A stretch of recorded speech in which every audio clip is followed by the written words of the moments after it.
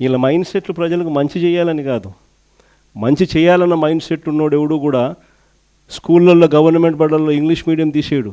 మంచి mind set ఎవడన్నా ఉన్నోడు ఎవడు కూడా 8వ తరగతి పిల్లలకు ట్యాబులు ఇచ్చే కార్యక్రమం ఆపేయడు.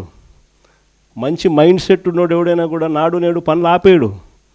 మంచి మైండ్ సెట్ ఉన్నోడు ఎవడైనా కూడా పిల్లలకు 3వ తరగతి నుంచి టోఫుల్ చెప్పే కార్యక్రమానికి ఎవడు ఆపేయడు.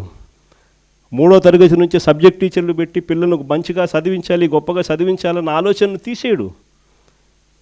వీళ్ళ మైండ్ సెట్ సరిగ్గా లేదు కాబట్టి ఇవన్నీ కూడా ఆగిపోయాయి. వీళ్ళ మైండ్ సెట్ సరిగ్గా లేదు కాబట్టి రైతులకు ఈరోజు ఏ ఒక్కరికి కూడా గిట్టుబాటు ధరలు రాని పరిస్థితి. ఇలా మైండ్ సెట్ సరిగ్గా లేదు కాబట్టి ఈరోజు రైతులకు ఉచిత పంటల బీమా లేకపోయినా కూడా కనీసం ఇవ్వకుండా ఎగరగొడుతూ పట్టించుకోకుండా వదిలేసిన పరిస్థితులు. రైతులకు పెట్టుబడి సహాయం అందడం లేదు, ఏ పంటకు గిట్టుబాటు ధరలు రావడం లేదు, ఉచిత పంటల బీమా ఎగరగొట్టేశాడు, ఇన్పుట్ సబ్సిడీ ఇవ్వాల్సింది ఇవ్వడంలా, అయినా ఏమాత్రం కూడా చీమ కొట్టినట్టు కూడా లేదు. పేదలకు ఉచితంగా వైద్యం అందడం లేదు, ఆరోగ్యశ్రీ గాలికి ఎగిరిపోయింది.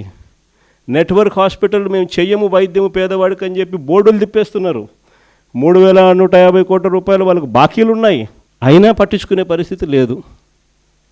ఎందుకంటే వీళ్ళ మైండ్ సెట్ పేదవానికి మంచి చేయడం కోసం కాదు, ఆడవాళ్ళకు మంచి చేయాలని కాదు. చివరికి అక్క చెల్లెమ్మలకు 0 వడ్డీ కూడా ఎగరగొట్టిన ఏకైక నాయకుడు ఎవడన్నా ఉన్నాడు అని అంటే ఇక చంద్రబాబు నాయుడు. సూపర్ 6, సూపర్ 7 కదా దేవుడు ఎరుగు. మన ప్రభుత్వంలో ఇస్తూ ఉన్న పథకాలు అసలు ఆలోచన చేస్తేనే ఆ పథకాలు చేయూత కనపడ్డంలా, ఆసరా కనపడ్డంలా, 0 వడ్డీ కనపడ్డంలా, కాపు నేస్తం కనపడ్డంలా, ఈబీసీ నేస్తం కనపడ్డంలా, జగనన్న తోడు కనపడ్డంలా, జగనన్న చేదోడు కనపడ్డంలా, నేతన్న నేస్తం కనపడ్డంలా, వాహన మిత్ర కనపడ్డంలా. ఇల్లు కూడా సైతం మనం చివరికి 31 లక్ష ఇళ్ళ పట్టాలు ఇచ్చి 21 లక్ష ఇల్లు శాంక్షన్ చేయించి 10 లక్షల ఇళ్ళు పూర్తి చేసి మిగిలిన ఇళ్ళన్నీ కూడా వివిధ దశల్లో తీసుకొని వచ్చి వేగంగా నడుపుతా ఉన్న ఇల్లు కూడా కన్స్ట్రక్షన్ కూడా ఆగిపోయిన పరిస్థితి. వీళ్ళకి ఎవ్వరికీ కూడా పాలన మీద ధ్యాసలా, కేవలం దోచుకో పంచుకో తినుకో. అందుకనే ఈ వ్యవస్థ అంతా ఇట్లా తయారైపోయింది. ఈరోజు వైఎస్ఆర్ కాంగ్రెస్ పార్టీకి సంబంధించిన ప్రతి కార్యకర్త కూడా ప్రజలకు తోడుగా నిలబడుతూ అడుగులు ముందుకు వేయాల్సిన సమయం వచ్చింది.